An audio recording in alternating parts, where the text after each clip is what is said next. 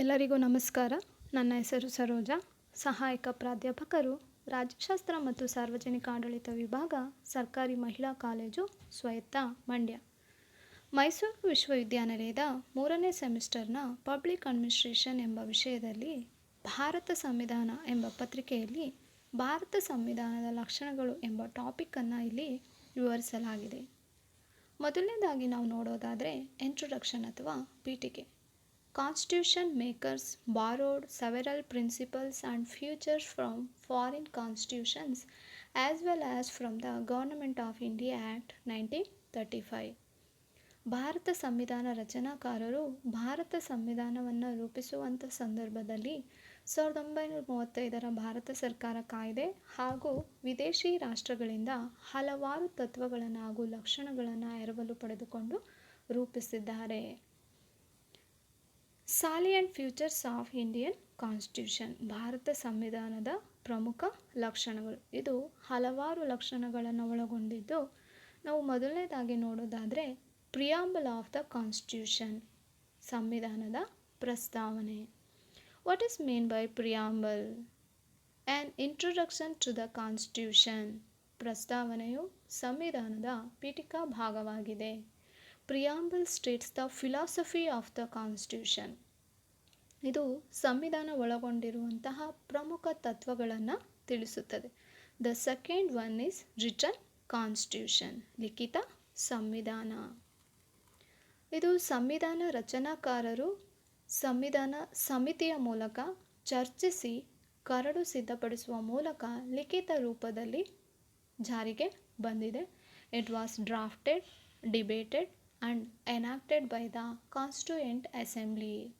It contains 395 articles divided into 22 chapters with 12 schedules. ಇದು ಪ್ರಮುಖವಾಗಿ 395 ವಿಧಿಗಳು, 12 ಅನುಸೂಚಿಗಳು ಹಾಗೂ 22 ಅಧ್ಯಾಯಗಳನ್ನು ಒಳಗೊಂಡಿದೆ.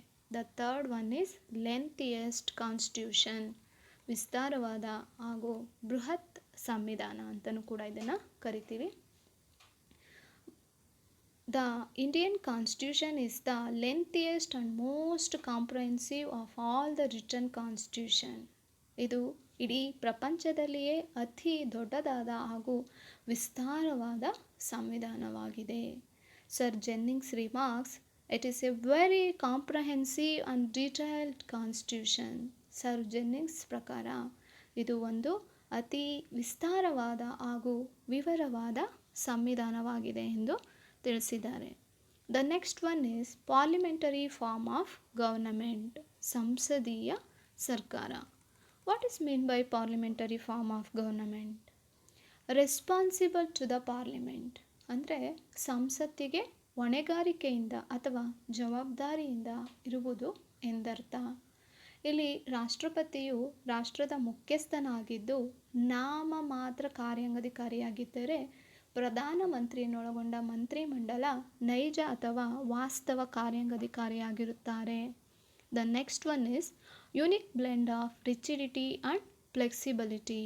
ಇನ್ few provision it is necessary to take consent of the state legislature, otherwise amendment by special majority of parliament. ಸಂವಿಧಾನದ ಕೆಲವೊಂದು ವಿಷಯಗಳಿಗೆ ಸಂಬಂಧಿಸಿದಂತೆ, ಫಾರ್ ಎಕ್ಸಾಂಪಲ್ ರಾಷ್ಟ್ರಪತಿಯ ಚುನಾವಣೆ, election method of president of India or centre state relationship, ಕೇಂದ್ರ ರಾಜ್ಯ ಸಂಬಂಧಗಳು, ಹೀಗೆ ಇನ್ನು ಹಲವಾರು ವಿಷಯಗಳಿಗೆ ಸಂಬಂಧಿಸಿದಂತೆ ಸಂವಿಧಾನವನ್ನು ತಿದ್ದುಪಡಿ ಮಾಡಬೇಕಾದ್ರೆ ವಿಶೇಷ ವಿಧಾನವನ್ನು ಅನುಸರಿಸಿ ತಿದ್ದುಪಡಿ ಮಾಡ್ತಾರೆ. ಹಾಗೆ ಇನ್ನುಳಿದ ವಿಷಯಗಳಿಗೆ ಸಂಬಂಧಿಸಿದಂತೆ, ಫಾರ್ ಎಕ್ಸಾಂಪಲ್ ಪೌರತ್ವ ಆಗಿರ್ಬೋದು, ಸಿಟಿಜನ್ಶಿಪ್ ಆಗಿರ್ಬೋದು, ರಾಜ್ಯಗಳ ಹೆಸರು ಬದಲಾವಣೆ ಆಗಿರ್ಬೋದು, ಹೀಗೆ ಇನ್ನು ಹಲವಾರು ವಿಷಯಗಳಿಗೆ ಸಂಬಂಧಿಸಿದಂತೆ ಸಂವಿಧಾನವನ್ನು ತಿದ್ದುಪಡಿ ಮಾಡುವಂಥ ಸಂದರ್ಭದಲ್ಲಿ ಸರಳ ವಿಧಾನದ ಮೂಲಕ ತಿದ್ದುಪಡಿ ಮಾಡಲಾಗ್ತದೆ. ಹಾಗಾಗಿ ನಮ್ಮ ಭಾರತ ಸಂವಿಧಾನವು ನಮ್ಯವೂ ಹೌದು ಹಾಗೆ ಅನಮ್ಯವೂ ಹೌದು ಅಂತ ಹೇಳ್ತೀವಿ. The next one is division of powers, ಅಧಿಕಾರದ ವಿಭಜನೆ. ನಮ್ಮ ಭಾರತ ಸಂವಿಧಾನವು ಸಂವಿಧಾನಾತ್ಮಕವಾಗಿಯೇ ಕೇಂದ್ರ ಮತ್ತು ರಾಜ್ಯ ಸರ್ಕಾರಗಳ ನಡುವೆ ಅಧಿಕಾರವನ್ನು ಸಮಾನವಾಗಿ ಹಂಚಿಕೆ ಮಾಡಿದೆ. divides powers between the union government and the state government. Central list 100 ಸಬ್ಜೆಕ್ಟ್ಸನ್ನು ಒಳಗೊಂಡಿದೆ. ಹಾಗೆ ಸ್ಟೇಟ್ ಲಿಸ್ಟ್ 66 ಸಬ್ಜೆಕ್ಟ್ಸನ್ನು ಒಳಗೊಂಡಿದ್ದರೆ ಕಾನ್ಕಾರಿಕ್ಟ್ ಲಿಸ್ಟ್ 52 ಸಬ್ಜೆಕ್ಟ್ಸನ್ನು ಒಳಗೊಂಡಿದೆ. ಇಲ್ಲಿ ಸೆಂಟ್ರಲ್ ಲಿಸ್ಟ್ ಅಂದರೆ ಕೇಂದ್ರ ಪಟ್ಟಿಯಲ್ಲಿ ಇರುವ 100 ವಿಷಯಗಳ ಮೇಲೆ ಕಾಯ್ದೆ ರೂಪಿಸುವಂತಹ ಅಧಿಕಾರವನ್ನು ಕೇಂದ್ರ ಸರ್ಕಾರ ಹೊಂದಿದ್ದರೆ, ಸೆಂಟ್ರಲ್ ಲಿಸ್ಟ್ ರಾಜ್ಯ ಪಟ್ಟಿಯಲ್ಲಿ ಬರುವ 61 ವಿಷಯಗಳ ಮೇಲೆ ಕಾಯ್ದೆ ರೂಪಿಸುವ ಅಧಿಕಾರವನ್ನು ರಾಜ್ಯ ಸರ್ಕಾರ ಹೊಂದಿದೆ. ಹಾಗೆ ಕಾನ್ಕರೆಂಟ್ ಲಿಸ್ಟ್ ಸಮವರ್ತಿ ಪಟ್ಟಿಯಲ್ಲಿ ಬರುವ 52 ವಿಷಯಗಳ ಮೇಲೆ ಕಾಯ್ದೆ ರೂಪಿಸುವ ಅಧಿಕಾರವನ್ನು ಕೇಂದ್ರ ಮತ್ತು ರಾಜ್ಯ ಸರ್ಕಾರಗಳೆರಡೂ ಕೂಡ ಹೊಂದಿರುತ್ತವೆ. The next one is fundamental rights, ಮೂಲಭೂತ ಹಕ್ಕುಗಳು. ಭಾರತ ಸಂವಿಧಾನದ ಪಾರ್ಟ್ 3 ಕಂಟೈನ್ಸ್ ಫಂಡಮೆಂಟಲ್ ರೈಟ್ಸ್.